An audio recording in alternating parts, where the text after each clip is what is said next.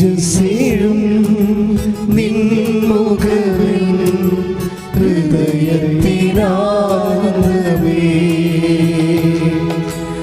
ആരാധ്യൻ യേശുപരാ വണങ്ങുന്നു ഞാൻ പ്രിയനേ തേജസ്സേഴും നിൻമുഖവിൻ ഹൃദയത്തിനാനന്ദമേ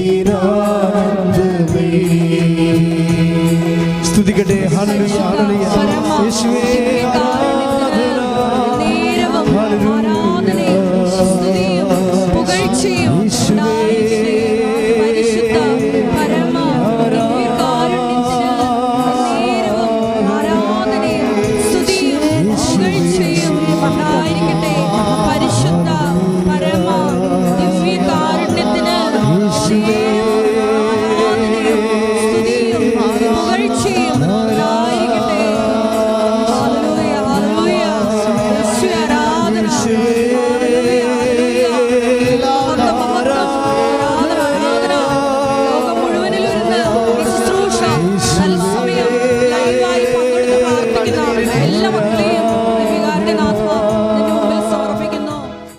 പ്രത്യക്ഷയുടെ പ്രാർത്ഥന.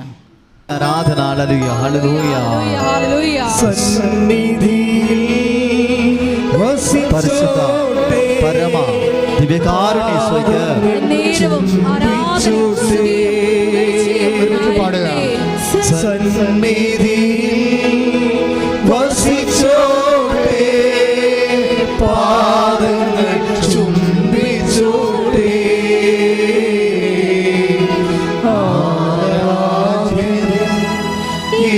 യേശുപരാ വണങ്ങുന്നു ഞാൻ പ്രിയനേ.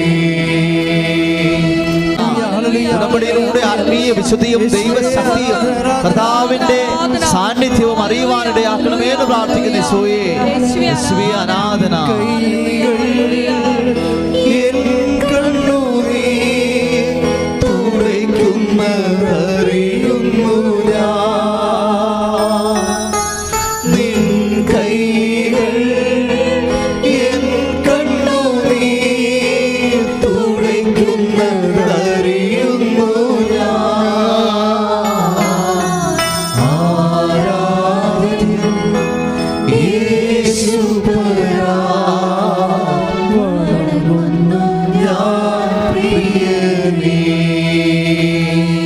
നിയോഗങ്ങൾ പറയേണ്ട സമയമാണ്.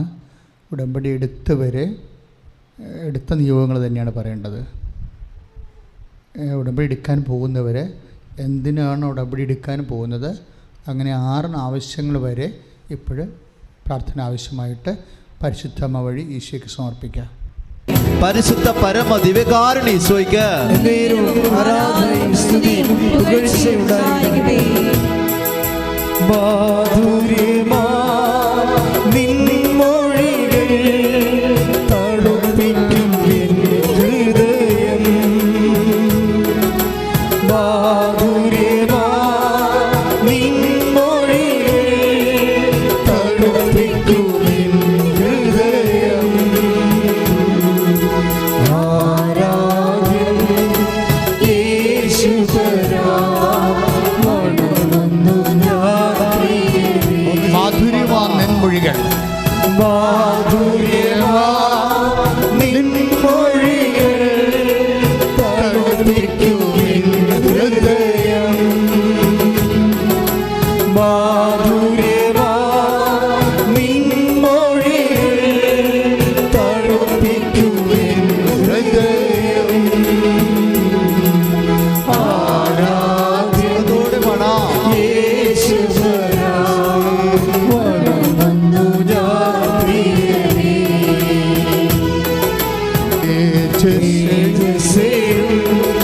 നിൻമുഖവിൻ ഹൃദയത്തിനാനന്ദമേ. ഹല്ലേലൂയ ഹല്ലേലൂയ ഹല്ലേലൂയ ഹല്ലേലൂയ ഹല്ലേലൂയ ഹല്ലേലൂയ ഹല്ലേലൂയ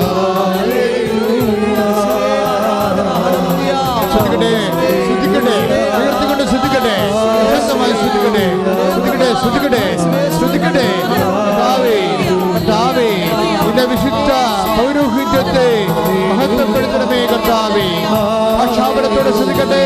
ഭാഷാപരം അറിയാവുന്നവര് ഭാഷാപരത്തോടെ ശ്രദ്ധിക്കട്ടെ. ഭാഷാപരം അറിയുന്നവര് ഭാഷാപരത്തെ ശ്രദ്ധിക്കട്ടെ. ഭാഷാപരം അറിയുന്നവര് ഭാഷാപരത്തെ ശ്രദ്ധിക്കട്ടെ. ശ്രദ്ധിക്കട്ടെ, ശ്രദ്ധിക്കട്ടെ, ശ്രദ്ധിക്കട്ടെ.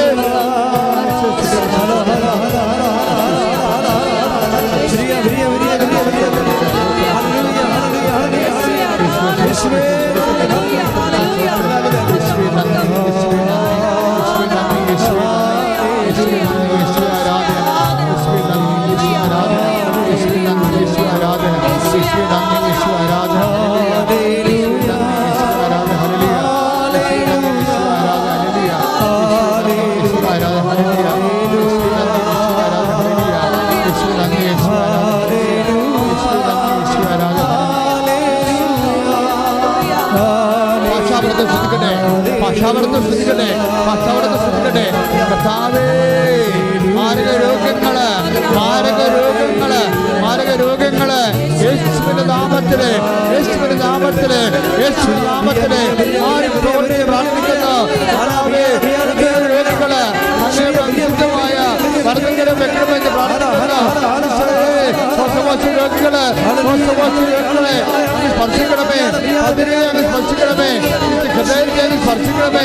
കരളിനെ അങ്ങ് സ്പർശിക്കണമേ. ഈശോ, വിശുദ്ധമായ തുടർന്ന് വളർന്നു കിടക്കാൻ തീരാവ്യാധികള് യേശുവിന്റെ നാമത്തില് യേശുവിന്റെ നാമത്തില് അസ്ഥി രോഗങ്ങള് ഉരുക്ക രോഗങ്ങള് ആദ്യ രോഗങ്ങള് രോഗങ്ങള് അവസാന രോഗങ്ങള് യേശുവേ അലർജി രോഗങ്ങള് ഉള്ള കാലം മുതല് ഉച്ചവരെ യേശുവിന്റെ നാമത്തില് മാരക രോഗങ്ങൾ മാറിപ്പോകട്ടെ. ശ്രദ്ധിക്കട്ടെ.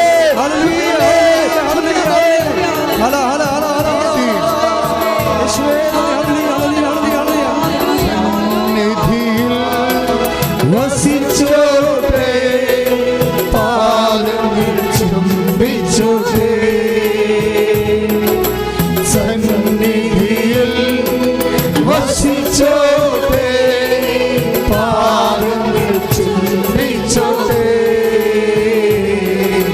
ആരാധ്യൻ യേശുപരാ വണങ്ങുന്നു ഞാൻ പ്രിയനേ.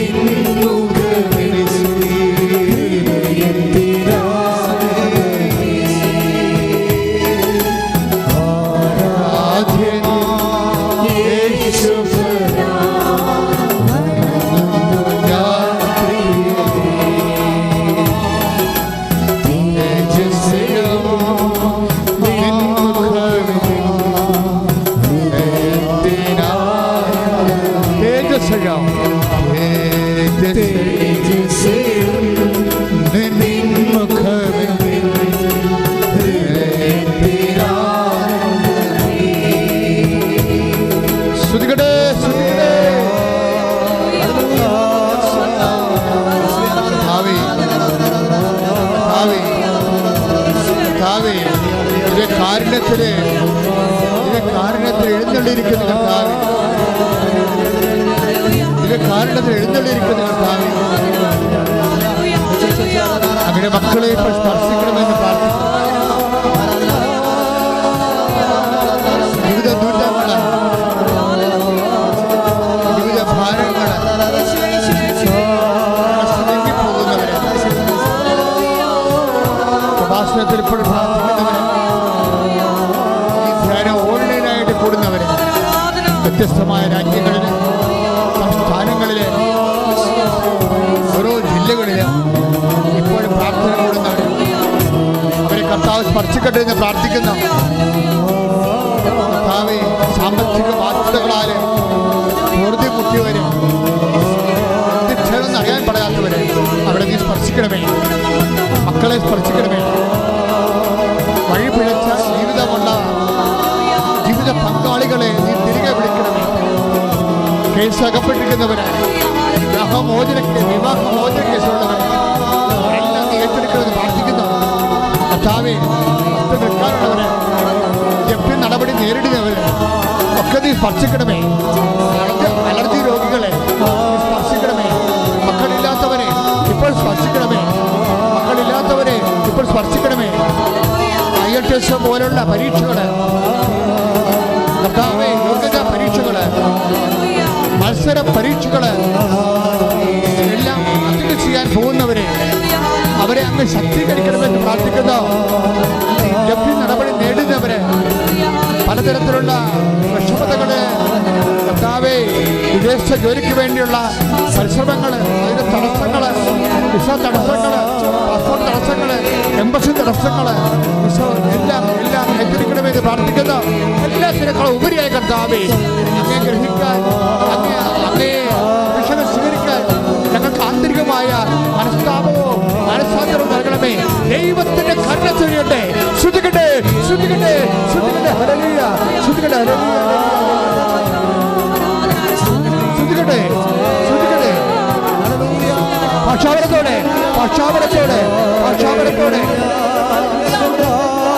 ഞങ്ങളുടെ പോരായ്മകള്, ഞങ്ങളുടെ ഇല്ലായ്മകള്, ഓരോ മക്കളും ഓരോ തരത്തിലുള്ള വിഷമതകളാല് കുഞ്ഞുങ്ങളെ കുറിച്ച് വേദനിപ്പിക്കുന്നവര്, അവർ പഠിക്കുന്ന വിഷയത്തെക്കുറിച്ച് വേദനിപ്പിക്കുന്നവര്, ജോലിയില്ലാത്തവര്, പ്രമോഷൻ ലഭിക്കാത്തവര്, പലതരത്തിൽ കേസ് അകപ്പെട്ടിരിക്കുന്നവര്, കുടുംബസമാധാനം ഇല്ലാത്തവര്, മോചനത്തെ വക്രത്തിരിക്കുന്നവര്, കടകമ്പോളങ്ങൾ, വ്യവസായ വ്യാപാരങ്ങളെല്ലാം അടങ്ങിപ്പോയവര്, തുറക്കാൻ പറ്റാത്തവര്, കൂട്ടപ്പെട്ടു പോയവര്, വാടക താമസിക്കുന്നവര്, ഒറ്റയ്ക്ക് താമസിക്കുന്നവര്, പലതരത്തിലുള്ള വിഷമതകളില് ഉടമ്പടി എടുത്തു പോയിരിക്കുന്ന ഓരോ മക്കളുടെയും ഓരോ ആവശ്യങ്ങള് പരിശുദ്ധ അമ്മയുടെ മധ്യസ്ഥത്തില് അമ്മ പ്രത്യക്ഷപ്പെട്ട താഴെ നിന്നുകൊണ്ട് അമ്മയോടെ പ്രാർത്ഥിക്കുന്നു. അമ്മയുടെ മധ്യസ്ഥത്തില് അമ്മ പ്രത്യക്ഷപ്പെട്ട താഴെ നിന്നുകൊണ്ട് അമ്മയോടെ പ്രാർത്ഥിക്കുന്നു. യേശുവേ, അമ്മയുടെ പ്രാർത്ഥന കേട്ടുകൊണ്ട് ഞങ്ങളോട് കരുണ തോന്നണമേ, ഞങ്ങളുടെ കൃപ തോന്നണമേ. യേശുവിന്റെ ശക്തി, യേശുവിന്റെ ശക്തി ഓരോ മക്കളിലേക്കും മാർഗരോഗങ്ങള്, വേദികള്, ദുരിതങ്ങള് യേശുവിന്റെ ഉന്നതമായ നാമത്തില് മാറിപ്പോകട്ടെ. ഹല്ലേലൂയ, ഹല്ലേലൂയ, ഹല്ലേലൂയ, യേശുവേ, ഹല്ലേലൂയ, ഹല്ലേലൂയ.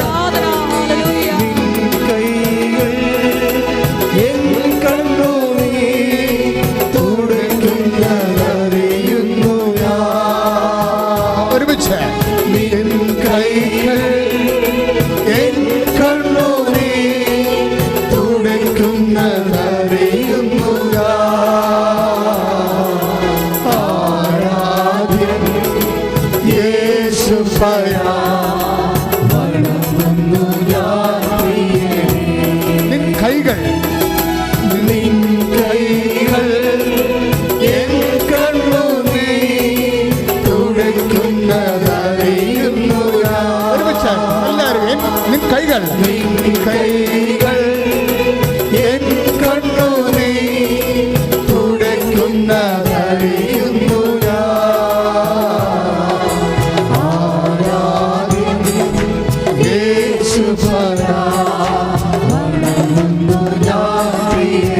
സന്തോഷത്തോടെ ആരാധ്യം, ആരാധ്യം യേശുപരാ. നിൻ കൈകൾ, നിൻ കൈകൾ എൻ കണ്ണുനീർ തുടയ്ക്കുന്നതറിയുന്നു ഞാൻ. നിൻ കൈകൾ എൻ കണ്ണുനീർ തുടയ്ക്കുന്നതറിയുന്നു ഞാൻ. ആരാധ്യം യേശുപരാ.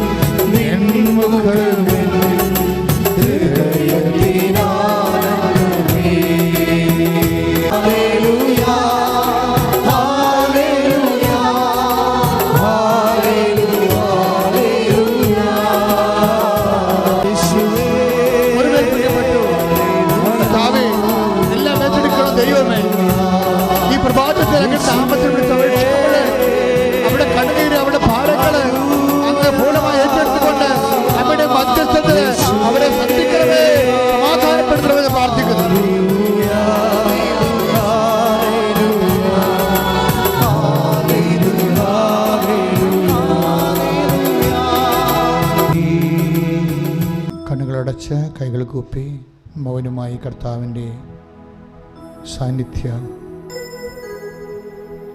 അനുഭവിക്കുക. ഈശോ തൻ്റെ വലതുകരം പൂപോലെ മൃദുവായും മഞ്ഞുപോലെ വെളുത്തതുമായ അവിടുത്തെ വലതുകരത്താൽ നമ്മളെ സ്പർശിക്കുന്ന സമയമാണ്. കർത്താവേ, ഞങ്ങളുടെ പാപങ്ങളാണ് നീ ഏറ്റെടുത്തത്. ഞങ്ങളുടെ പാപങ്ങൾക്ക് വേണ്ടി നീ ക്ഷതമേൽപ്പിക്കപ്പെട്ടു. എല്ലാം ഏറ്റെടുക്കുന്ന ദൈവമേ, നിന്നെ ആരാധിക്കുന്ന സ്വർഗീയമായ നിമിഷങ്ങളിലെ ഇവിടെയുള്ള മുഴുവൻ മനുഷ്യരുടെ കണ്ണുനീരിനെ, രോഗത്തെ, ഭാരത്തെ നീ ഏറ്റെടുത്തതിന് നന്ദി പറയുന്നു. അങ്ങയുടെ അമ്മ പ്രത്യക്ഷപ്പെട്ട വിശുദ്ധമായ അൾത്താരയിലെ സമയ കടികാരം നെഞ്ചി ചാർത്തിക്കൊണ്ട് ദുരന്തമുണ്ടാകാൻ പോകുന്നു പ്രാർത്ഥിക്കണമെന്ന് ലോകത്തോട് ആവശ്യപ്പെട്ട സ്വർഗം ചുംബിച്ച ഈ വിശുദ്ധ മണ്ണിലെ അമ്മയുടെ കൂടെ ചേർന്നുകൊണ്ട് ഞങ്ങൾ അങ്ങയുടെ മധ്യസ്ഥം യാചിക്കുകയാണ്. ആയിരക്കണക്കിന് മനുഷ്യരാണ് ഉടമ്പടി എടുത്ത് പോയിരിക്കുന്നത്. ഇന്ന് ഉടമ്പടി എടുക്കാൻ വന്നിരിക്കുന്നതും പൊടിതുക്കാൻ വന്നിരിക്കുന്നതുമായ എല്ലാവരുടെയും മേലും അമ്മയുടെ നിലമേലെങ്കിൽ അവരെ സംരക്ഷിച്ചുകൊണ്ട് കണ്ണീരിൻ്റെ കാലത്ത് അവരെ സാന്ത്വനപ്പെടുത്തിക്കൊണ്ട് നിൻ്റെ പുത്രൻ്റെ മേൽ ഫലമേൽപ്പിക്കണമേ. നിൻ്റെ പുത്രൻ്റെ നാമത്തെ മഹത്വപ്പെടുത്തണമേ. ആബാ പിതാവേ, ഞങ്ങൾ അമ്മയുടെ മധ്യസ്ഥത്തിൽ യേശുനാമത്തിൽ പ്രാർത്ഥിക്കുന്നു. അങ്ങയുടെ വിശുദ്ധ വചനത്തെ അങ്ങ് മഹത്വപ്പെടുത്തണമേ. അങ്ങയുടെ പരിശുദ്ധ അമ്മയുടെ മധ്യസ്ഥതയെ അങ്ങ് മഹത്വപ്പെടുത്തണമേ.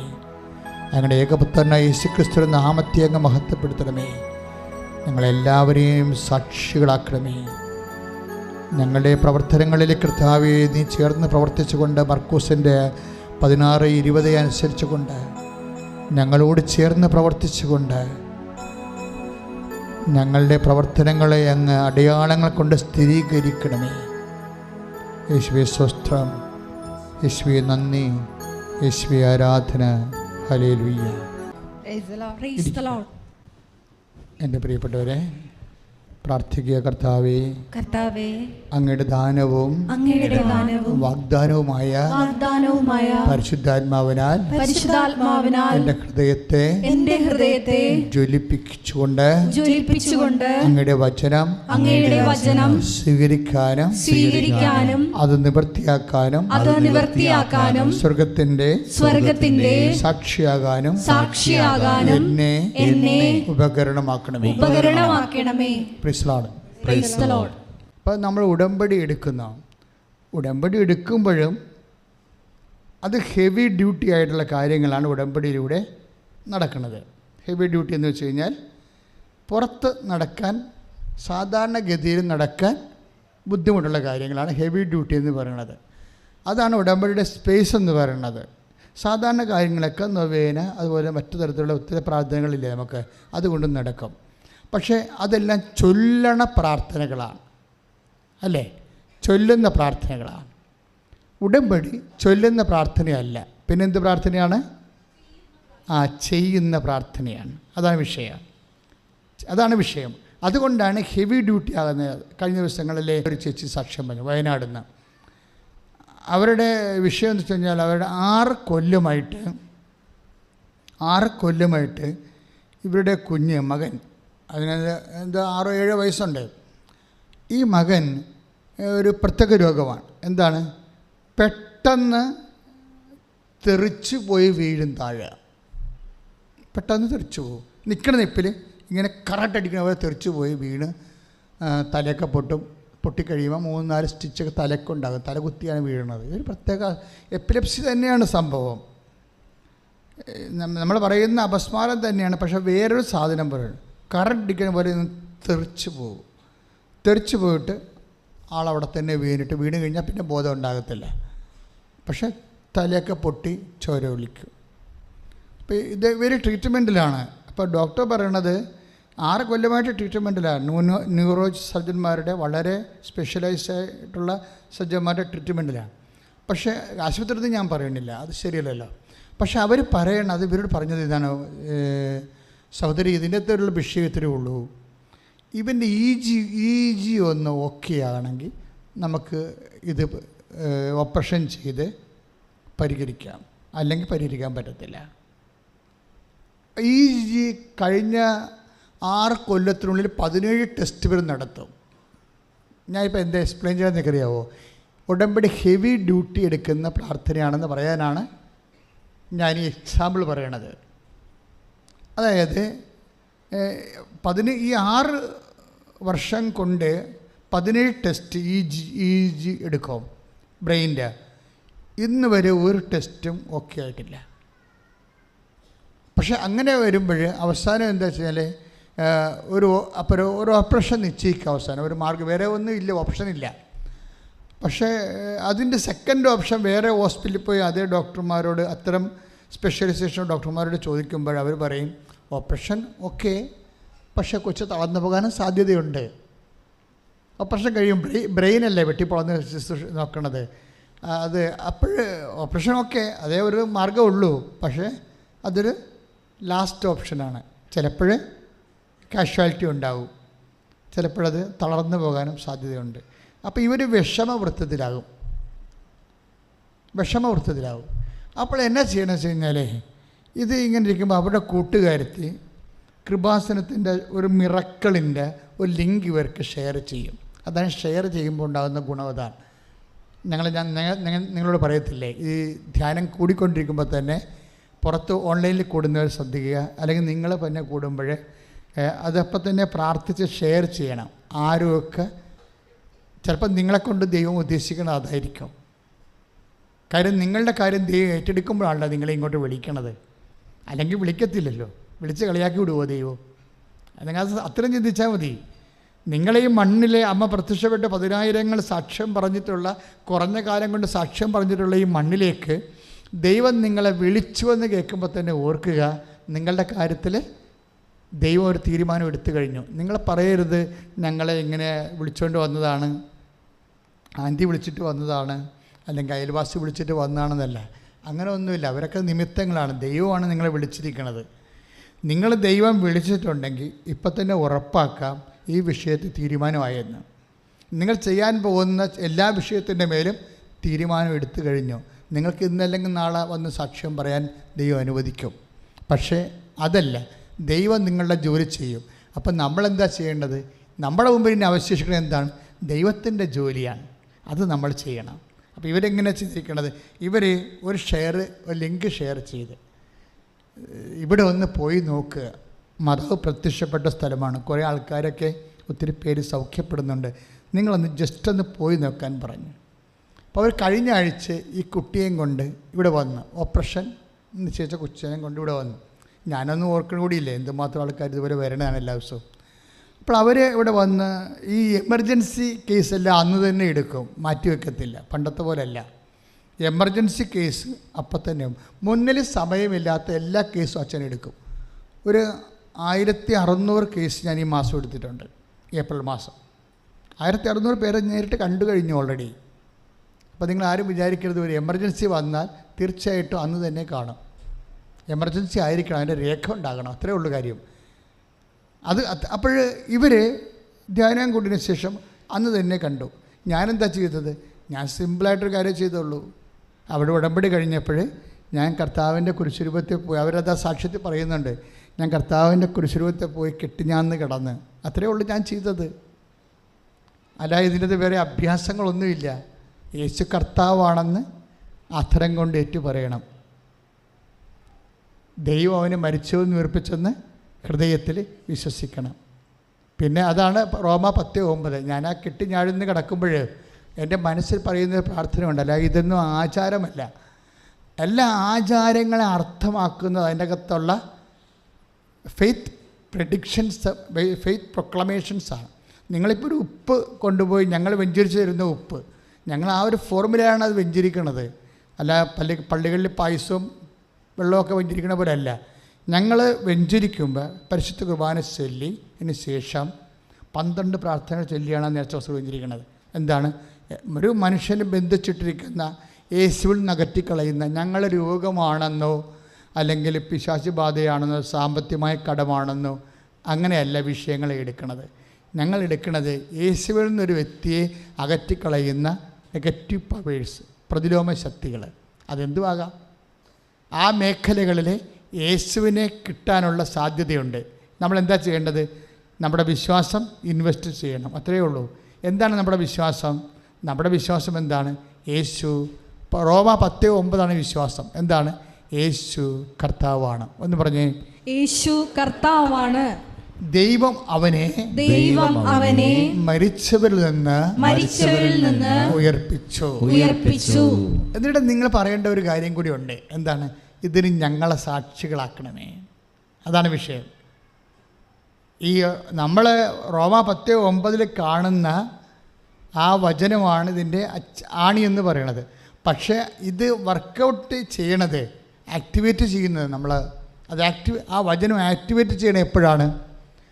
അതിന് നമ്മൾ സാക്ഷികളാകുമ്പോഴാണ്. അതാണ് ഈശോ പറയണത്, ഇതിന് നിങ്ങളാണല്ലോ സാക്ഷികൾ. പാപമോചനത്തിലുള്ള അനുതാപം അവൻ്റെ നാമത്തിൽ ജെറുസലേമിൽ ആരംഭിച്ച് എല്ലാ ജനതകളോടും പ്രഘോഷിക്കപ്പെടേണ്ടിയിരിക്കുന്നു. ഒന്നിനു പറഞ്ഞേ, പാപമോചനത്തിനായുള്ള ജ്ഞാനസ്നാനം അവന്റെ നാമത്തിൽ പ്രഘോഷിച്ച് എല്ലാ ജനതകളോടും പ്രഘോഷിക്കേണ്ടിയിരിക്കുന്നു. നിങ്ങൾ ഇവയ്ക്ക് സാക്ഷികളാണ്. ഇതാണ് വിഷയം. ഇതാണ് ഇതിൻ്റെ മർമ്മം എന്ന് പറയുന്നത്.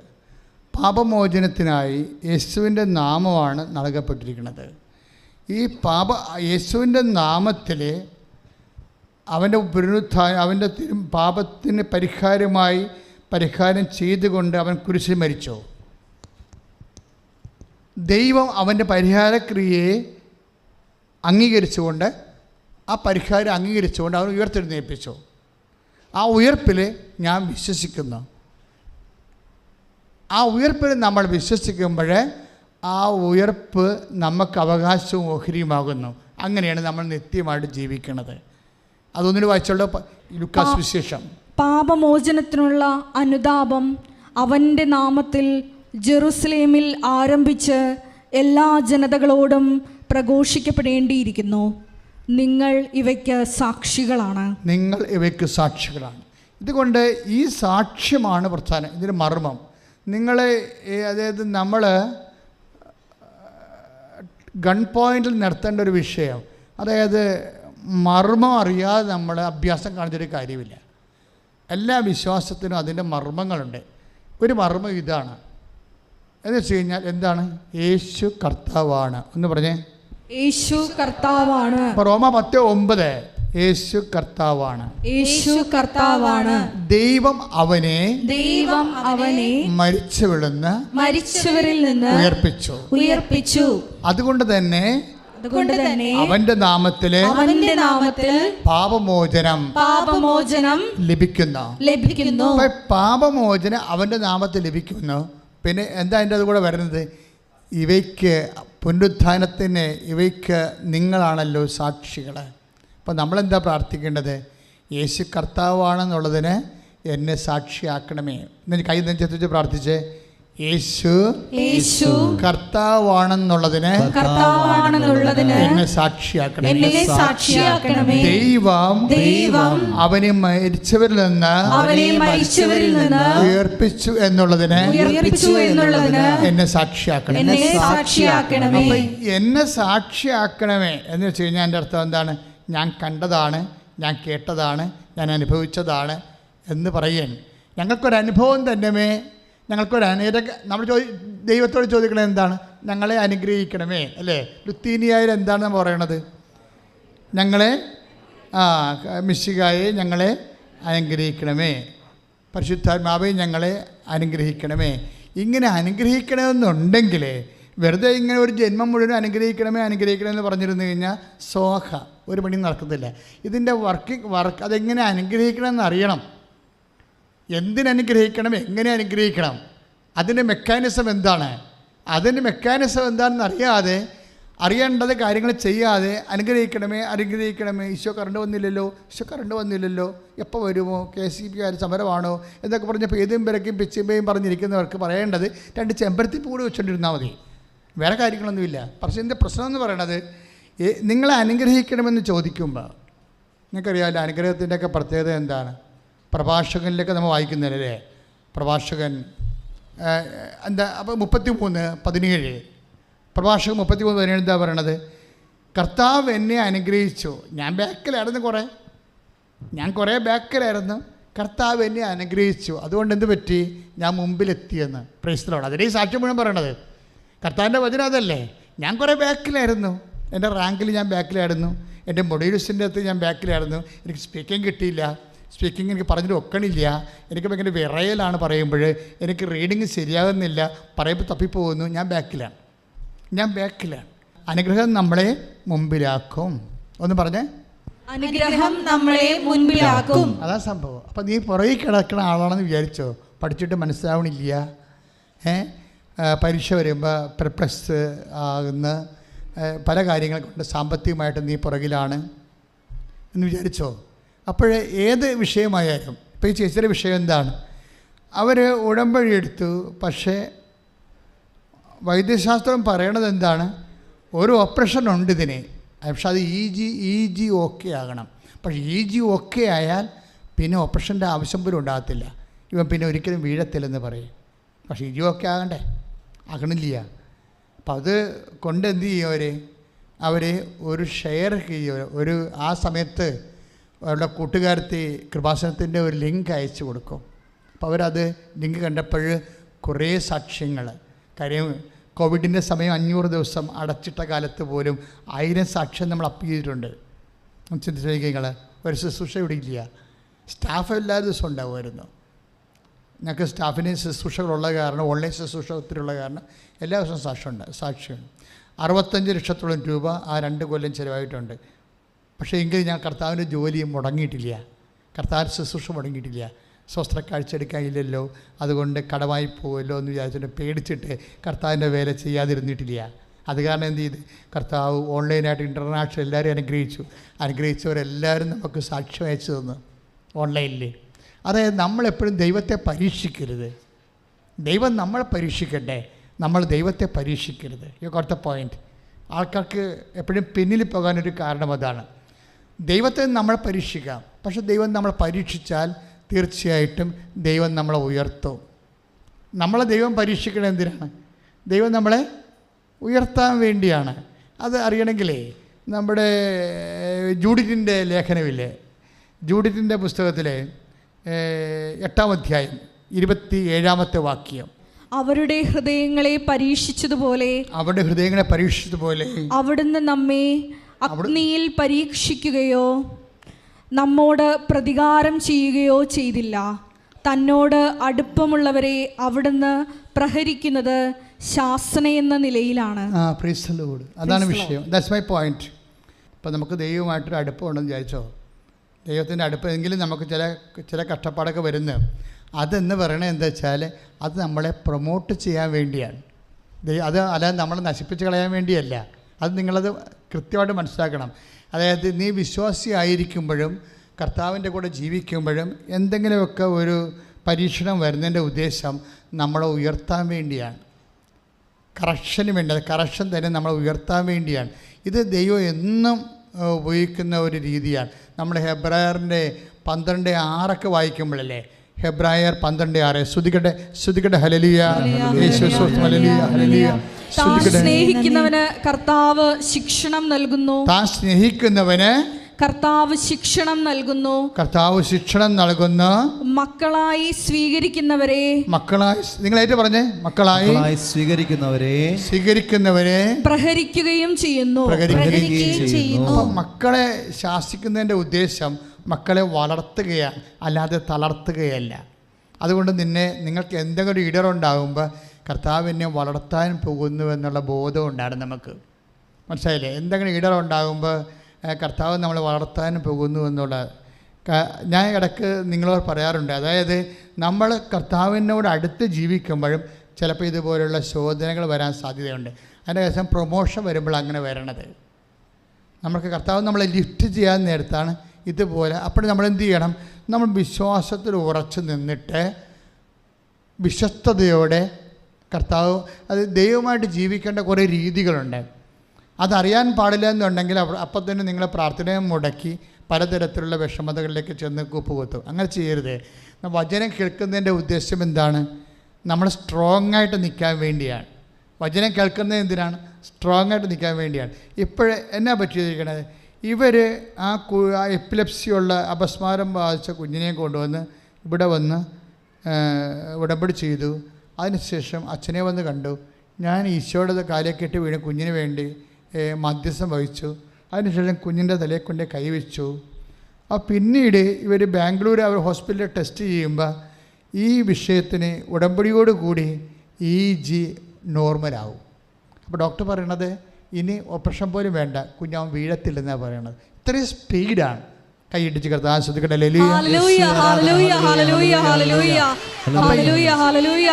ഇന്ന കാര്യമൊന്നുമില്ല. നിങ്ങൾ ദൈവത്തിൻ്റെ ദർശനം വരുമ്പോൾ നിങ്ങൾ പറയരുത് ഓ ഇത് ഹെവി ആണല്ലോ, എൻ്റെ കാര്യം ഭയങ്കര ഹെവിയാണ് എന്ന് പറയുമ്പോൾ നിൻ്റെ മനസ്സിലിരുന്നുണ്ട് പിശാച് പറയുന്നുണ്ട് ഇത് ദൈവത്തിന് പോലും ചെയ്യാൻ പറ്റുമോ അറിയത്തില്ലെന്ന്. കാര്യം എന്താ? നിൻ്റെ ദൈവമാണ്, അല്ലാതെ ബൈബിളിൻ്റെ ദൈവമല്ല. 2 ദൈവങ്ങളുണ്ടല്ലോ, 2 ദൈവമുണ്ട്, അറിയാമല്ലോ. ഏകദൈവമല്ല, 2 ദൈവമുണ്ട്.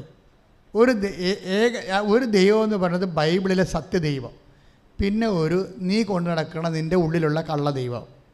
എന്താ കാര്യം? നീ കള്ളദൈവം എന്ന് പറഞ്ഞാൽ എന്താ പ്രശ്നം വെച്ചാൽ പല ആൾക്കാർക്ക് ഒരു പ്രശ്നം വന്നു. ഇപ്പോൾ 22 പ്രാവശ്യം 22 പേപ്പർ കിട്ടാറുണ്ട് BTechൻ്റെ.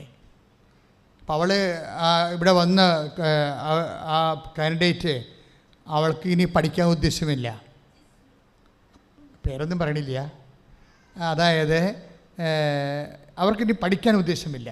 കാര്യം എന്താണ്? പഠിത്തം അവരെ തോപ്പിച്ചിരിക്കുക. പഠിത്തം അവരെ തോപ്പിച്ചു. നമ്മളല്ലേ ശരിക്കും പറഞ്ഞാൽ പഠനത്തെ നമ്മളല്ലേ തോപ്പിക്കേണ്ടത്, നമ്മളല്ലേ ജയിക്കേണ്ടത്. തിരിച്ച് സംഭവിച്ചു. പഠിത്തം അവളെ തോപ്പിച്ചിരിക്കുക. എന്താ കാര്യം? അവർ പഠിക്കണ കാലത്ത് മുഴുവൻ ഹാരി പോട്ടറാണ് വായിച്ചുകൊണ്ടിരുന്നത്. ഹാരി പോട്ടറിൻ്റെ വിസ്മയകരമായ കുറേ തരം സറ്റാനിക് അട്രാക്ഷനുള്ള കഥകളൊക്കെ കൊണ്ടുവന്നിട്ട് ഫിക്ഷൻസൊക്കെ കാരണം ആകപ്പാടെ ഇവളുടെ ബ്രെയിൻ മുഴുവൻ ഹൈജാക്കായിപ്പോയി. അതാണ് ഈ പ്രശ്നമേ.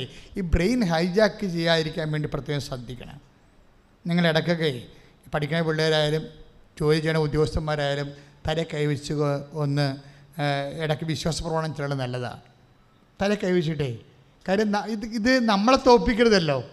നമ്മൾ ജയിക്കാൻ ചെന്നിട്ട് അവിടെ നിന്ന് തോറ്റു പോകണേ എങ്ങനെ ശരിയാണ്? ഇപ്പോൾ ഇതെല്ലാം കഴിഞ്ഞപ്പോൾ ഹാരി പോട്ടർ ജയിച്ച് അവൾ തോറ്റു, അവളുടെ ജീവിതം തോറ്റു. 22 പേപ്പർ കിട്ടാനുണ്ട്. BTechൻ്റെ 28 പേപ്പർ. അതുകൊണ്ട് ഇനി അത് എഴുതിയെടുക്കാൻ പറ്റും. അവളുടെ സ്റ്റാമിന പോയി, കലിബർ പോയി. അപ്പോൾ ഞാൻ പറഞ്ഞില്ലടി യേശുവാണ് കർത്താവ്. എന്താ യേശുവാണ് കർത്താവ് എന്ന് പറയാൻ കാര്യം എന്താണ്? അപ്പം നിങ്ങളോർക്കും യേശുവാണ് കർത്താവ്, അതിനെന്താ പ്രശ്നം? അതിന് പ്രശ്നമുണ്ട്. എന്താ പ്രശ്നം? അതായത് 22 പേപ്പറിൻ്റെയും കർത്താവ് ആരാണ്? യേശുവാണ്. മനസ്സിലായില്ലേ? അപ്പോൾ യേശു കർത്താവാണെന്ന് പറയുമ്പോൾ തീർച്ചയായിട്ടും നമ്മൾക്കൊരു ഉയർത്തെഴുന്നേൽപ്പ് ഉറപ്പാണ്. ഇപ്പോൾ 22 BTechൻ്റെ പേപ്പറാണ് അല്ലേ. അവളുടെ എൻ്റെ അടുത്ത് ഈ കുട്ടി വരുമ്പോഴേ അവൾക്ക് കല്യാണം പോലും കഴിക്കണമെന്നൊരു നിർബന്ധമില്ലാത്ത ആളാണ്. കാര്യം അതിൻ്റെ ഒരു സെൻസ് പോലും ഹൈജാക്ക് ചെയ്യപ്പെട്ട് വിവാഹം വേണ്ട, ജീവിതം തന്നെ എന്തിനാണെന്നുള്ള ഒരു ഭ്രാന്തമായ ഒരവസ്ഥയാണ്. ഇത് ഈ ലോകാരൂപി അല്ലെങ്കിൽ ദുഷ്ടാരൂപി വന്നു കഴിഞ്ഞാലേ, അതാണ് നിങ്ങൾ ഈ വായിക്കുമ്പോഴൊക്കെ വളരെ ശ്രദ്ധിക്കണം. അതുപോലെ തന്നെ സൈറ്റ് സന്ദർശിക്കുമ്പോഴൊക്കെ ശ്രദ്ധിക്കണം. പെട്ടെന്ന് ഈ ദുഷ്ടാരൂപി ഇങ്ങോട്ട് കയറി വരും.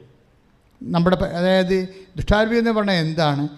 യേശു കർത്താവാണെന്ന് ഏറ്റു പറയാൻ നമ്മളെ പ്രാപ്തമാക്കാത്ത എല്ലാ അരൂപിയും ദുഷ്ടാരൂപിയോ ലോകാരൂപിയാണ്. അതെപ്പോഴും ശ്രദ്ധിക്കണം. ദുഷ്ടാരൂപി ലോകാരൂപി എന്നല്ല പറയേണ്ടത്. യേശുവിനെതിരായിട്ടുള്ള അന്തിക്രിസ്തുവാണ്, ആൻറ്റിക്രൈസ്റ്റാണ്. ആൻറ്റിക്രൈസ്റ്റ് ബൈബിളിൽ അന്ത്യകാലങ്ങൾ വരുന്നതാണ്. പക്ഷേ ആരുടെ അന്ത്യകാലമാണ്? നമ്മുടെ അന്ത്യകാലം. പറഞ്ഞാൽ മനസ്സിലായില്ലേ? ആൻറ്റിക്രൈസ്റ്റ് ബൈബിളിൽ അന്ത്യകാലങ്ങൾ വരുന്ന ആളാണ്. പക്ഷേ ആരുടെ അന്ത്യകാലമാണ്? നമ്മുടെ അന്ത്യകാലമാണ്. അതെപ്പോഴും ശ്രദ്ധിക്കണം. ക്രൈസ്റ്റിനെതിരായ അരൂപി എപ്പോൾ വന്നാലും, അതിൻ്റെ 16-ാം വയസ്സ് വന്നാലും അന്തിക്രിസ്തുവായി. നിന്റെ അന്ത്യമായി. ശ്രദ്ധിക്കട്ടെ. യേശുവേ ആരാധന. ഹല്ലേലൂയ. അപ്പോൾ അതിനുശേഷം ഇവൾ വിശ്വസിക്കാൻ തുടങ്ങി. എന്താണ് വിശ്വസിക്കാൻ തുടങ്ങിയത്? അന്തിക്രിസ്തുവിനെ നിന്നെ ബാധിച്ചിരിക്കുന്ന എല്ലാവിധ ഡിപ്രഷൻസ്, അതുപോലെ തന്നെ ശരിയാവത്തില്ല, തോറ്റുപോകും, എനിക്കത് കിട്ടത്തില്ല, ഇങ്ങനെയൊക്കെയുള്ള എല്ലാ തരത്തിലുള്ള പിൻപിടുത്തങ്ങൾ, അതിനെ പ്രതിരോധിക്കണ എന്താണ്? വിശ്വാസമാണ്.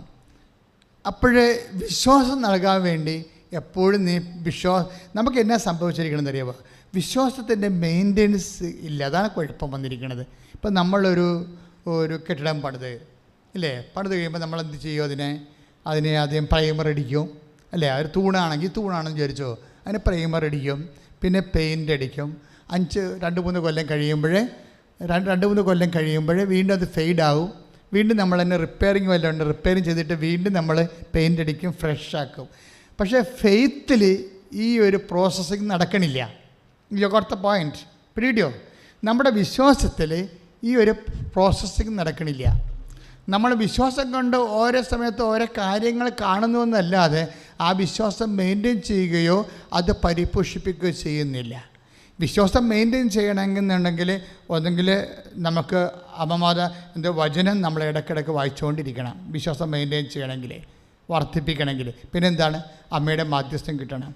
മാധ്യസ്ഥം കിട്ടിക്കഴിഞ്ഞാലുള്ള ഗുണമെന്ന് വെച്ച് കഴിഞ്ഞാൽ എവിടെയെങ്കിലും ഒരു കൺഫ്യൂഷനിൽ ചെന്ന് ചാടിയാൽ മദർ ഹെൽപ്പ് ചെയ്യും നമ്മളെ.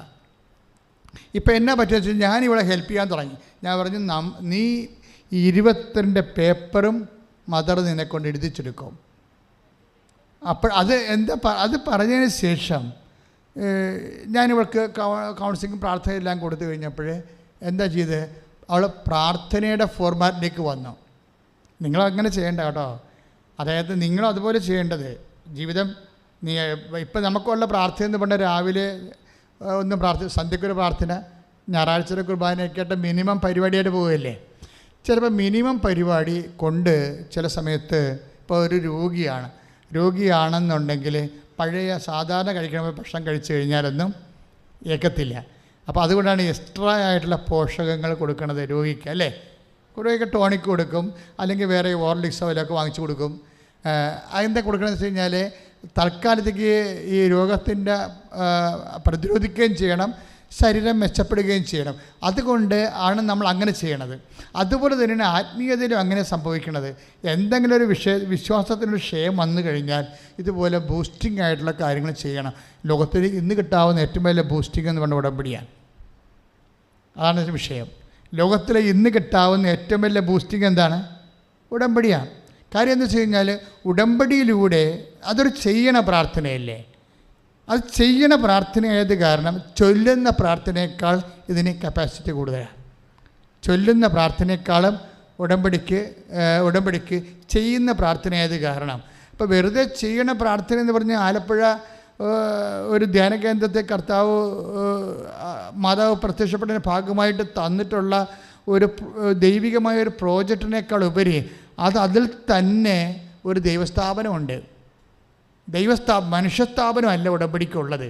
അതുകൊണ്ടാണ് ഇത്രയും ദൈവം അതിനെ ഓൺ ചെയ്യണ കാര്യം. അതാണ് ദൈവം അത് ഓൺ ചെയ്യണില്ലേ. ഉടമ്പടിയെ ഓൺ ചെയ്യണത് എന്താണ്? ദൈവം ഏറ്റെടുക്കണത് എന്താണ്? എൻ്റെ അതായത് ഓരോ ആൾക്കാരും ഉടമ്പടി സത്യസന്ധമായിട്ട് ചെയ്യുമ്പോൾ ദൈവം ഏറ്റെടുക്കാൻ കാര്യം ഇതിനകത്തൊരു ദൈവസ്ഥാപനമുണ്ട്. നോഹിൻ്റെ കാലം മുതൽ ദൈവം ഉടമ്പടി സ്ഥാപിക്കണതാണ്. അതിന് എബ്രഹാമായിട്ട് ചെയ്തു ഉടമ്പടി, ഇതാണ് ചെയ്തത്.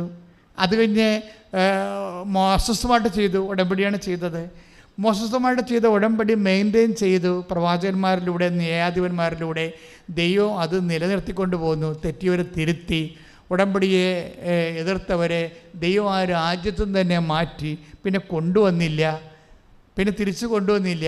ഉടമ്പടിയുടെ അനുഗ്രഹങ്ങളെ എടുത്തു മാറ്റി. അതുകൊണ്ടാണ് പറയണത് അതായത് ഉടമ്പടി ദൈവം ആ ഉടമ്പടിയെ ഓൺ ചെയ്ത് കഴിഞ്ഞാൽ നമുക്ക് 2 കാര്യങ്ങൾ സംഭവിക്കും.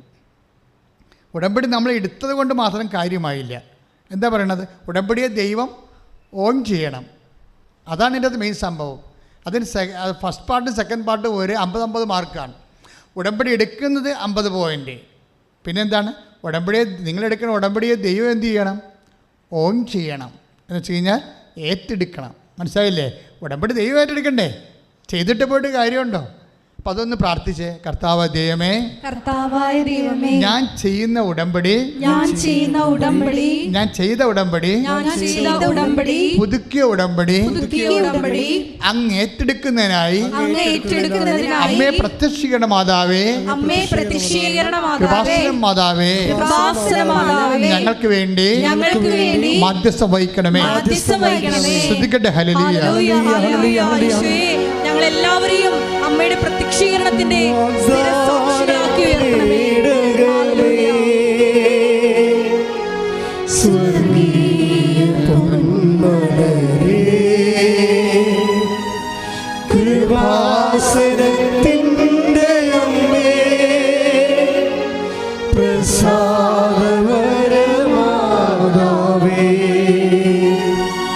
വാഗ്ദാന പേടകമേ, സ്വർഗീയ പൊന്മലരേ, കൃപാസനത്തിൻ്റെ അമ്മേ,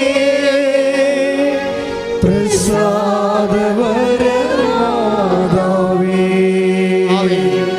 ആവേ ആവേ ആവേ മരിയ, ആവേ ആവേ ആവേ മരിയ, ആവേ ആവേ ആവേ മരിയ, ആവേ ആവേ ആവേ മരിയ, ആവേ ആവേ ആവേ മരിയ, ആവേ ആവേ ആവേ മരിയ.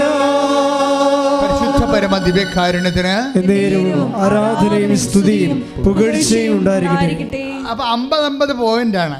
ഉടമ്പടി എടുക്കുന്നതിന് 50 പോയിൻ്റ് കിട്ടും നിങ്ങൾക്ക്. പക്ഷെ ഉടമ്പടി സ്ഥിരീകരിക്കുന്നത് നമ്മുടെ കയ്യിലില്ല. അടുത്ത പോയിൻ്റ്, അത് കർത്താവാണ് ഉടമ്പടി ഓൺ ചെയ്യേണ്ടത്. അവിടെയാണ് നമ്മൾ ശ്രദ്ധിക്കേണ്ടത്. കർത്താവ് ഉടമ്പടി ഓൺ ചെയ്യുമ്പോഴാണ് അതിന് സ്ഥിരീകരണം ലഭിക്കുന്നത്. എന്താ അങ്ങനെ പറയാൻ കാര്യം വെച്ചാൽ, നിങ്ങളുടെ കൂടെ കർത്താവ് പ്രവർത്തിക്കണ്ടേ? നിങ്ങളുടെ കൂടെ കർത്താവ് പ്രവർത്തിച്ചാലേ ഉടമ്പടി സ്ഥിരീകരിക്കപ്പെടത്തുള്ളൂ. അതുകൊണ്ടാണ് ഈ മർക്കോസിൻ്റെ സുവിശേഷമില്ലേ, മർക്കോസ് 16:20 ഒന്ന് വായിച്ചോളൂ. അവരെല്ലായിടത്തും പോയി പ്രസംഗിച്ചു. കർത്താവ് അവരോടുകൂടെ പ്രവർത്തിക്കുകയും that is the point. കർത്താവ് അവരോടുകൂടെ പ്രവർത്തിക്കുകയും അടയാളങ്ങൾ കൊണ്ട് വചനം സ്ഥിരീകരിക്കുകയും ചെയ്തിരുന്നു. അപ്പോൾ ഉടമ്പടി സ്ഥിരീകരിക്കണം. അതിനെന്ത് ചെയ്യണം? കർത്താവ് നിങ്ങളുടെ കൂടെ പ്രവർത്തിക്കണം. അതാണ് വിഷയം. അത് സീരിയസ് വിഷയമാണ്. കർത്താവ് നിങ്ങളുടെ കൂടെ പ്രവർത്തിക്കണം. ഒന്ന് പ്രാർത്ഥിച്ച, കർത്താവേ, ഉടമ്പടി എടുത്ത എൻ്റെ കൂടെ അങ്ങ് പ്രവർത്തിക്കാൻ വേണ്ടി മാത്രം എന്നെ യോഗ്യമാക്കണമേ. ഈ യോഗ്യത എന്ന് പറഞ്ഞ സംഭവം അല്ലേ, അതിന് രണ്ട് കണക്ഷൻസ് ഉണ്ട്. ഒന്ന് ഫെയ്ത്ത് ഉണ്ട്, രണ്ടാമത്തെ എന്തുണ്ട്? ഫിഡലിറ്റി ഉണ്ട്. ഈ രണ്ട് യോഗ്യതയാണ് ഇത് നമ്മുടെ കപ്പാസിറ്റി വർദ്ധിപ്പിക്കണത്. ക്ലെയിം ആൻഡ് കപ്പാസിറ്റി ഉടമ്പടിയുടെ പ്രധാനപ്പെട്ട ഘടകങ്ങളാണ്. യോഗ്യത എന്ന് പറയുന്നതാണ്. ഇപ്പോൾ നമ്മൾക്ക് കർത്താവ് നമ്മുടെ കൂടെ പ്രവർത്തിക്കാൻ വേണ്ടിയുള്ള യോഗ്യത, അതിലൊന്നെന്താണ്? ഫെയ്ത്താണ്. ജിസ്മി എന്ന് പറഞ്ഞൊരു മോള് പാലാരൂപത രാമപുരത്ത് കരുതിയ ഇടവക, രാമപുരം ഇടവക, മൽപ്പാൻ്റെ ഇടവകയാണ്. അപ്പോൾ ജിസ്മിയുടെ സാക്ഷി എനിക്ക് ഇഷ്ടപ്പെട്ടായിരുന്നു. ജിസ്മിയുടെ സാക്ഷി എന്ന് പറയുന്നത്, അവൾ ഇവിടെ വന്ന് ഉടമ്പടി എടുത്തിട്ട് പറഞ്ഞു, അമ്മേ OITയുടെ റിസൾട്ട് വരാൻ പോകുന്നു, ഞാൻ ഉടമ്പടി എടുത്തിട്ടുണ്ട്, ഞാൻ എടുത്ത ഉടനെ റിസൾട്ട് വന്ന ഉടനെ ഇവിടെ വന്ന് സാക്ഷ്യപ്പെടുന്നത്. അപ്പോൾ ജിസ്മിയുടെ അതാണ് അമ്മയുമായിട്ടുള്ള അതാണ് ഫെയ്ത്ത് എന്ന് പറയണത്. ഈ OITയുടെ റിസൾട്ട് വരാൻ പോകുന്നു, റിസൾട്ട് വന്ന ഉടനെ ഞാൻ വന്ന് അമ്മയെടുത്ത് സാക്ഷ്യം പറയുമെന്ന് പറഞ്ഞു. അത്രയും വിശ്വസിക്കുകയാണ് അതിൻ്റെ അകത്ത്. അതാണ് ഇൻവെസ്റ്റ്മെൻ്റ് എന്ന് പറയണത്. അപ്പോൾ നിങ്ങൾ ഉടമ്പടി എടുത്തിട്ട് ഇപ്പം എന്നെ സംബന്ധിച്ചോളം ഞാൻ പ്രൊഫഷണൽസിനെ എല്ലാം കാണും. പ്രൊഫഷണൽസ് BEd BTech അതുപോലെയുള്ള എല്ലാവരും MBBS അങ്ങനെയുള്ള എല്ലാവരെയും കാണും. പ്രൊഫഷണൽസിനെ കാണും, അന്ന് തന്നെ കാണും. പ്രത്യേകിച്ച് പരീക്ഷ ഇരിക്കുന്നവരെ. പരീക്ഷയാണെന്ന് പറഞ്ഞ് കിട്ടാൽ മതി, അതിൻ്റെ പേപ്പർ ഒന്ന് കാണിച്ച് ഓഫീസിൽ കാണിച്ചാൽ ഉടമ്പടി എടുത്തിട്ട് ആ ഒരു പേപ്പർ ഒന്ന് കാണിച്ചാൽ മതി. കാര്യം അവർക്കൊരു ബ്ലെസ്സിങ് ഉടനെ കൊടുക്കും. എന്താ കാര്യം എന്നറിയാവോ? എനിക്ക് അവർക്ക് അതിനെക്കുറിച്ച് അത്രയും തിട്ടമില്ലെങ്കിൽ എനിക്കറിയാം.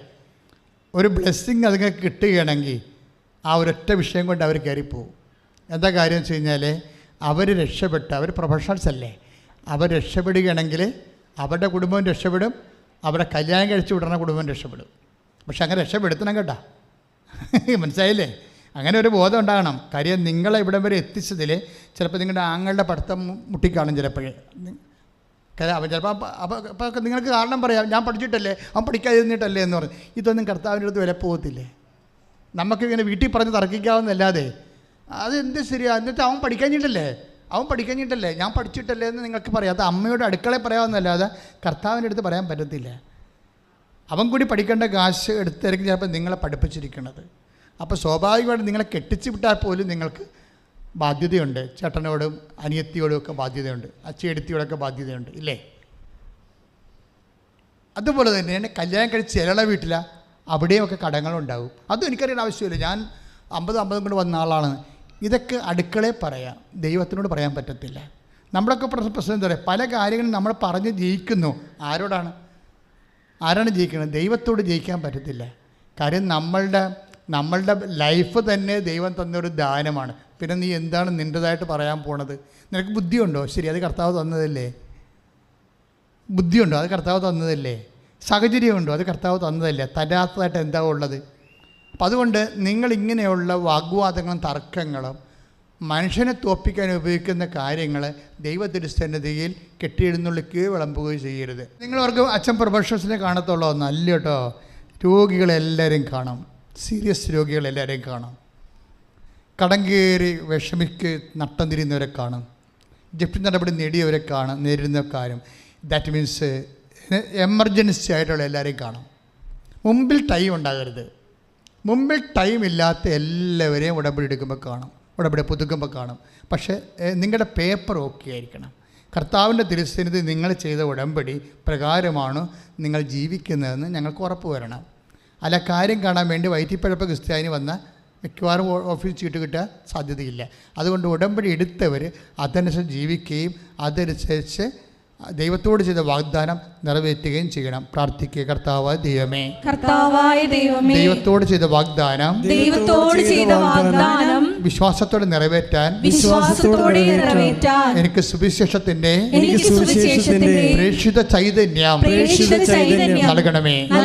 നമ്മുടെ ഒരു ഇൻവെസ്റ്റ്മെന്റ് എന്ന് പറയുന്നത് ഫസ്റ്റ് പ്രൈമറി ഇൻസ്റ്റാൾമെന്റ് എന്ന് വേണേൽ പറയാം. ഉടമ്പടിയുടെ പ്രൈമറി ഇൻസ്റ്റാൾമെന്റ് ഉണ്ട്, സെക്കൻഡറി ഇൻസ്റ്റാൾമെന്റ് ഉണ്ട്. പ്രൈമറി ഇൻസ്റ്റാൾമെൻറ്റ് ഫെയ്ത്താണ്. ഈ ജിസ്മിക്ക് ഭയങ്കര ഫെയ്ത്താണ്. എനിക്ക് തോന്നുന്നത് അവൾ ഉടമ്പടി എടുക്കുന്നുമ്പാണ് അതായത് ഈ OITക്ക് വേണ്ടിയാണ് ഉടമ്പടി എടുത്തതെന്ന് തോന്നുന്നത്. എടുത്തതിന് ശേഷം അവൾ അമ്മയോട് പറഞ്ഞ കാര്യം ഇതാണ്, റിസൾട്ട് വരിക, ഞാൻ ജയിക്കും, പിറ്റേ ദിവസം ഞാൻ വന്ന് സാക്ഷ്യം പറയുമെന്ന് പറയും. അവൾ അങ്ങനെ ജയിച്ചു. അവൾ മാതാവിനോട് ചോദിച്ചത് എനിക്ക് UK പോകാൻ ഇഷ്ടമില്ല എന്നാണ് പറഞ്ഞത്. എന്തോ അത് അവളുടെ പ്രൈവറ്റ് റീസൺസാണ്. അതുകൊണ്ട് എനിക്ക് അയർലൻഡ് സ്കോർ വേണമെന്നാണ് പറഞ്ഞത്. നമുക്ക് ദൈവത്തോട് ചോദിക്കാം. നിങ്ങൾ അറക്കരുത്. വിശ്വാസമുള്ള അറക്കേണ്ട കാര്യം എന്താ? കർത്താവ് നമ്മൾ പറഞ്ഞിട്ടില്ലേ, മകൻ മീൻ ചോദിച്ചാൽ പകരം പാമ്പിനെ തരുമോ? ഇല്ലേ? മുട്ട ചോദിച്ചാൽ പകരം തേളിനെ നൽകുമോ? അപ്പം ചോദിച്ചാൽ പകരം കല്ല് നൽകുമോ? നിങ്ങളിൽ ഏതൊരു പിതാവാണ് മകൻ മീൻ ചോദിച്ചാൽ പകരം പാമ്പിനെ കൊടുക്കുക? 11:11 വായിച്ചോളൂ. നിങ്ങളിൽ ഏതൊരു പിതാവാണ് മകൻ മീൻ ചോദിച്ചാൽ പകരം പാമ്പിനെ നൽകുന്നത്. അപ്പോൾ ഈശോ എന്താ പറയാൻ ഉദ്ദേശിക്കുന്നത്?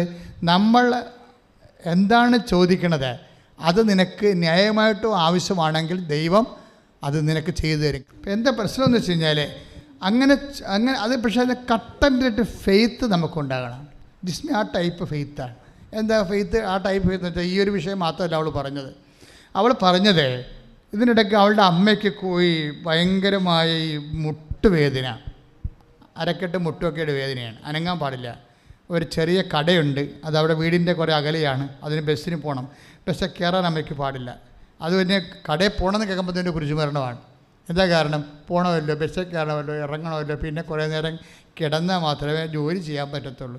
വല്ലാത്ത വേദനയാണ്, കൊളുത്തിപ്പിടുത്തവും വാദമായിരിക്കും ചിലപ്പോൾ.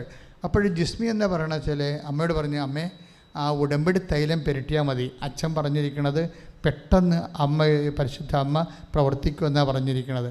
ഏതാണ് പറഞ്ഞിരിക്കുന്നത്? ഉടനെ അമ്മ ഞാൻ പുരട്ടിയിട്ടുണ്ടെന്ന് പറയും. എന്നിട്ട് വേദന അറിയാം എന്ന് ചോദിക്കും. ഇല്ല, നമ്മൾ പുരട്ടിയതല്ലേ ഉള്ളൂ. അങ്ങനെയല്ല. അതാണ് അത് തർക്കിക്കണത്. എന്താണ്? അങ്ങനെയല്ല, പുരട്ടിയ അപ്പം തന്നെ മാറുമെന്ന് അച്ഛൻ പറഞ്ഞതെന്ന് പറയും. എന്താ വിഷയം എന്ന് വെച്ച് കഴിഞ്ഞാൽ ഈ വിഷയം അവരുടെ ഫെയ്ത്ത് റേഞ്ചാണ് അതിൻ്റെ പ്രശ്നം എന്ന് പറയുന്നത്. എന്നിട്ട് അവരിങ്ങോട്ട് സാക്ഷ്യം പറയാൻ പോകുന്നു. അമ്മ ഉടനെ ഇത് പുരട്ടിയിട്ട് കടയിൽ പോയി. അപ്പോൾ ഇന്നലെ സാക്ഷ്യം പറയാൻ 5 മിനിറ്റ് അമ്മ വിളിച്ച്, മകളെ ഇതെന്തൊരു അത്ഭുതമാണ്, നീ പറഞ്ഞ പോലെ തന്നെ ഇപ്പോൾ എനിക്കൊരു പ്രശ്നമില്ല, ഞാൻ ഓക്കെ ആയി, വേദനയെല്ലാം മാറി, ഇതുപോലെ ഒരിക്കലും ഇങ്ങനെ വന്നിട്ടില്ല. നമ്മുടെ ഫെയ്ത്താണ് ആദ്യം. പക്ഷേ ഉടമ്പടി ഫെയ്ത്ത് കൊണ്ട് നിൽക്കത്തില്ല കേട്ടോ. ഉടമ്പടിയുടെ സെക്കൻഡ് ഇൻസ്റ്റാൾമെൻറ്റ് ഫസ്റ്റ് ഇൻസ്റ്റാൾമെൻറ്റ് ഒരു 25,000 രൂപയാണെങ്കിൽ സെക്കൻഡ് ഇൻസ്റ്റാൾമെൻറ്റ് 75,000 രൂപയാണ്, അല്ലെങ്കിൽ 50,000 രൂപയാണ്. എന്താണത്? ഫിഡലിറ്റിയാണ്. ഫിഡലിറ്റി എന്ന് പറയുന്നത് എന്താണ്? വിശ്വസ്തതയാണ്. കാര്യം ഉടമ്പടി ചെയ്യണ പ്രാർത്ഥനയാണല്ലോ, ചെല്ലണ പ്രാർത്ഥനയല്ല. ഇപ്പം എബ്രാഹത്തിനോട് എന്താ പറയണത്? എബ്രാഹത്തിനോട് ദൈവം പറഞ്ഞത് എന്താ? നീ വിഷമിക്കണ്ട, മക്കളില്ലാണ്ട കാര്യത്തിൽ വിഷമിക്കണ്ട, ആരും കൂടെ പോകുന്നില്ല എന്ന് വെച്ചാൽ വിഷമിക്കണ്ട, ലോത്തിനെ പോലെ ഒരു ചക്കപ്പോത്താണ് കൂടെ വന്നിരിക്കണമെന്ന് ഓർത്ത് വിഷമിക്കണ്ട, അവൻ്റെ ദാസന്മാർ നിന്നെ നാളെ കയ്യേറ്റം ചെയ്യുമെന്ന് വിചാരിച്ചുകൊണ്ട് നിൻ്റെ മക്കളില്ലാത്ത നിൻ്റെ വസ്തുവെല്ലാം അവൻ കയ്യേറ്റം ചെയ്ത് സ്വന്തമാക്കുമെന്ന് ഓർത്ത് വിഷമിക്കണ്ട, നിനക്ക് ഞാനൊരു സേഫ് സെക്യൂറായിട്ടൊരു പ്ലേസ് തരും എന്നല്ലേ. നമ്മൾ അനുഭവിക്കുന്ന എല്ലാ പ്രശ്നവും ഈ ആദ്യം അനുഭവിച്ച ആളാരാണ്? എബ്രാഹമാണ്. എബ്രാഹത്തിനോട് എന്താ പറയണത്? നീ വിഷമിക്കണ്ട, വീട്ടിൽ നിന്ന് പോകുന്നതെന്ന് വിചാരിച്ചുകൊണ്ട് വിഷമിക്കണ്ട, സ്വന്തപ്പെട്ടവർ ഈ ഇഷ്ടപ്പെട്ടവരെയൊക്കെ മാറ്റിക്കൊണ്ട് വീട്ടിൽ നിന്ന് ഒറ്റയ്ക്ക് പോകുന്നതെന്ന് വിചാരിച്ചിട്ട് വിഷമിക്കണ്ട, മക്കളില്ലാഞ്ഞതുകൊണ്ട് വിഷമിക്കണ്ട, നിൻ്റെ വസ്തുവൊക്കെ അവസാനം ലോത്ത് കയ്യേറി എടുക്കുമെന്ന് ഓർത്തുകൊണ്ട് വിഷമിക്കണ്ട, ഒന്നിനും നീ വിഷമിക്കേണ്ടെന്ന് പറയാനാണ് ദൈവം ഉടമ്പടി ഉണ്ടാക്കിയത്. You got the point. പിടിയോ? എബ്രാഹമായിട്ടല്ല ഉടമ്പടി ചെയ്തത്, കറക്റ്റ് ഉടമ്പടി, വാക്കാൽ ഉടമ്പടിയാണത്. ഒന്നിനും നീ വിഷമിക്കേണ്ട എന്ന് പറയാനാണ് ദൈവം ഉടമ്പടി കണ്ടുപിടിച്ചത്, ദൈവം ഉണ്ടാക്കിയത്. എന്താ പറഞ്ഞത്? നിന്നോട് ഞാൻ ഒരു കാര്യം മാത്രം പറയാം, ഞാൻ നിനക്ക് മക്കളെ തരും, ഞാൻ നിനക്ക് പാർക്കാൻ ഇടം തരും, ഞാൻ നിനക്ക് ജീവിക്കാനായിട്ടുള്ള എല്ലാ ഭൗതിക സാഹചര്യങ്ങളും നിനക്ക് തരും. പക്ഷെ ഒറ്റ കാര്യം, നീ എൻ്റെ മുമ്പാകെ തന്നെ ഉണ്ടാകണം. അത്രേ ഉള്ളൂ ഉടമ്പടിയുടെ പ്രശ്നം. പരിശുദ്ധ പരമദിവ്യകാരുണ്യത്തിന് ആരാധനയും സ്തുതിയും പുകഴ്ചയും ഉണ്ടാകട്ടെ. സമാപന ആശീർവാദം. എല്ലാ ഉടമ്പടി നിയോഗങ്ങളും ദിവ്യകാരുണ്യ സന്നിധിയിൽ സമർപ്പിച്ചുകൊണ്ട് പരിശുദ്ധ അമ്മയുടെ പ്രത്യക്ഷീകരണത്തിൻ്റെ സാക്ഷിയായി എന്നെയും എൻ്റെ കുടുംബത്തെയും ഉയർത്തണമേ എന്ന് പ്രാർത്ഥിച്ചുകൊണ്ട് നമുക്ക് ദിവ്യകാരുണ്യനാഥൻ്റെ ആശീർവാദം ശിരസ്സ് നമിച്ച് സ്വീകരിക്കാം. യേശുവേ ആരാധന, ഹല്ലേലൂയ, ഹല്ലേലൂയ, ഹല്ലേലൂയ, ഹല്ലേലൂയ, യേശുവേ ആരാധന, ഹല്ലേലൂയ, ഹല്ലേലൂയ, ഹല്ലേലൂയ, ഹല്ലേലൂയ, ഹല്ലേലൂയ, ആരാധന, ആരാധന, ആരാധന, ആരാധന, യേശുവേ മഹത്വം, സമയം കണ്ട് പ്രാർത്ഥിക്കുന്ന എല്ലാ മക്കളിലേക്കും നിന്റെ ശക്തി ഒഴുക്കണമേ. ഹല്ലേലൂയ, ഹല്ലേലൂയ, ഹല്ലേലൂയ, മഹത്വം, മഹത്വം, ആരാധന, ആരാധന, ഹല്ലേലൂയ, ഹല്ലേലൂയ. പരിശുദ്ധ പരമമാ ദിവ്യകാരുണ്യമേ, എന്നുമെന്നും അങ്ങേയ്ക്കാരാധന. പരിശുദ്ധ പരമമാ ദിവ്യകാരുണ്യമേ, എന്നുമെന്നും അങ്ങേയ്ക്കാരാധന. പരിശുദ്ധ പരമമാ ദിവ്യകാരുണ്യമേ,